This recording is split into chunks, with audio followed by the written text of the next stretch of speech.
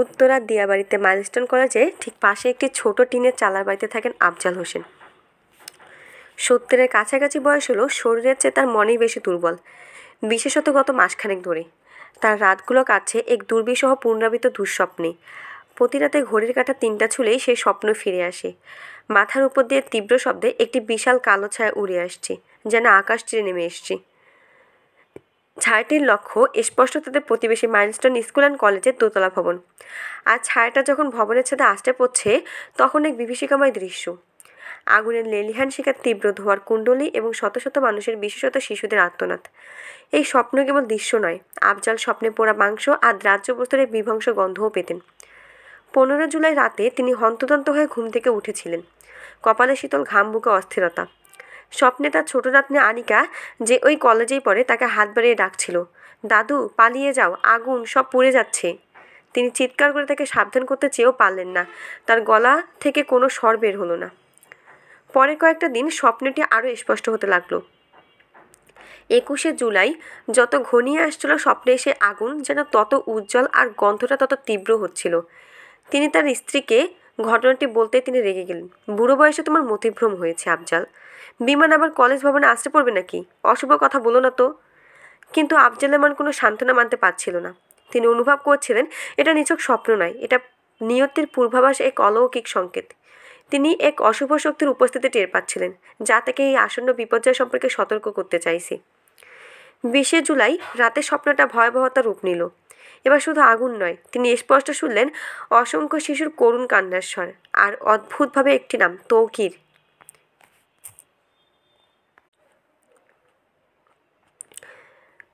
স্বপ্নে দেখা কালো ছায়াটা যেন এবার আফজালের দিকেই তাকিয়ে হাসছিল, আরও অসহায়ত্বে উপহাস করছিল।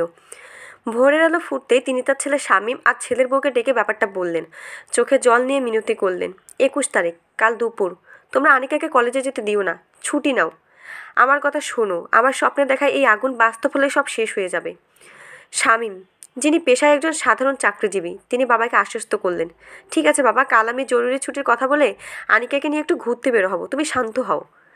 তবে মনে মনে তো তিনি স্থির করলেন, বাবার হয়তো বার্ধক্যজনিত কোনো সমস্যা হচ্ছে, হয়তো তাকে ডাক্তারের কাছে নেওয়া উচিত। তবু বাবার মন রাখতে তিনি সিদ্ধান্ত নিলেন আনিকাকে অন্তত সেদিন ক্লাস শুরুর পর কলেজ থেকে নিয়ে আসবেন। পরের দিন 21শে জুলাই, বৃহস্পতিবার। সকাল থেকে আফজাল অস্বাভাবিক রকম অস্থির, বারবার ঘড়ির দিকে তাকাচ্ছেন। তার মনে হচ্ছিল যেন সবাই দ্রুত ফুরিয়ে আসছে। শামীম কাজে চলে গেলেন। যাওয়ার আগে স্ত্রীকে বললেন, বাবাকে একটু সাবধানে রেখো, আমি 12টা-1টার মধ্যে কলেজে যাবো আনিকাকে নিয়ে আসতে। দুপুর তখন 1টা। আফজাল বারান্দায় বসে আকাশের দিকে তাকিয়ে আছেন, তার বুক ধড়ফড় করছে। হঠাৎ তিনি মাথার উপর দিকে যাওয়া একটি প্রশিক্ষণ যুদ্ধবিমানের অস্বাভাবিক তীক্ষ্ণ এবং ভয়ানক শব্দ শুনতে পেলেন। শব্দটা কাছে আসছে, খুবই কাছে। আফজালের শরীর হিম হয়ে গেল। সে কালো ছায়া, তিনি দুর্বল শরীরে যতটুকু শক্তি পেলেন চিৎকার করে উঠলেন, এসে গেছে, এসে গেছে, পালাও, সবাই পালাও। ঠিক তখনই একটি ভয়ঙ্কর কান ফাটানো বিস্ফোরণের শব্দ। বিকট আঘাতে যেন পুরো দিয়াবাড়ি কেঁপে উঠল। কয়েক সেকেন্ডের মধ্যেই আকাশের দিকে উঠল এক বিশাল ধোঁয়ার কুণ্ডলী। কালো বিভংস ধোঁয়া যেন মেঘের মতো পুরো আকাশ ছেয়ে ফেলল। আফজাল টলতে টলতে বারান্দায় দাঁড়ালেন। মাইলস্টোন কলেজের হায়দার আলী ভবনের দিকে তাকিয়ে তার চোখ স্থির হয়ে গেল।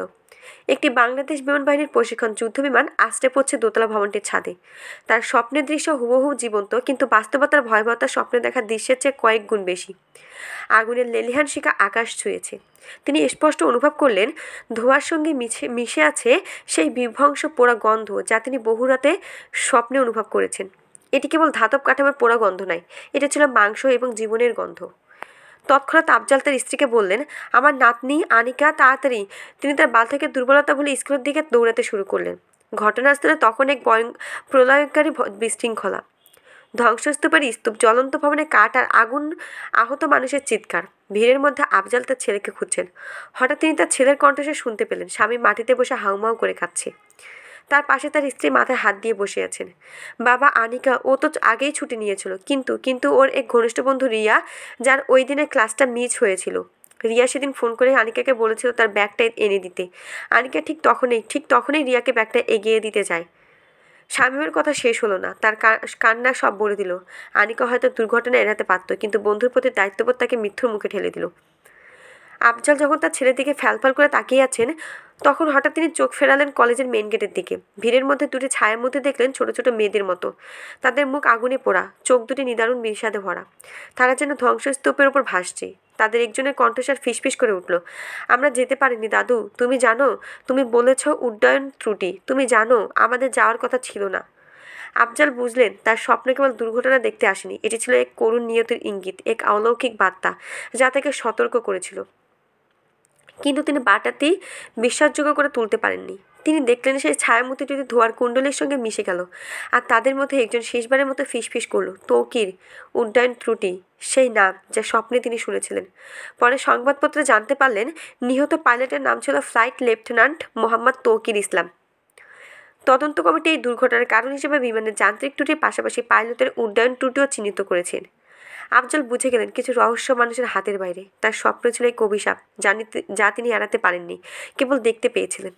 এবং এখন সেই কলেজের ধ্বংসস্তূপ, সেখানে ২৬ জন কোমল প্রাণ শিক্ষার্থী এবং ১০ জন বয়স্ক ব্যক্তি, মোট ৩৬টি প্রাণ অকালে ঝরে গেছে। প্রতি রাতে এক ভৌতিক নীরবতা নিয়ে ঘুমিয়ে থাকে।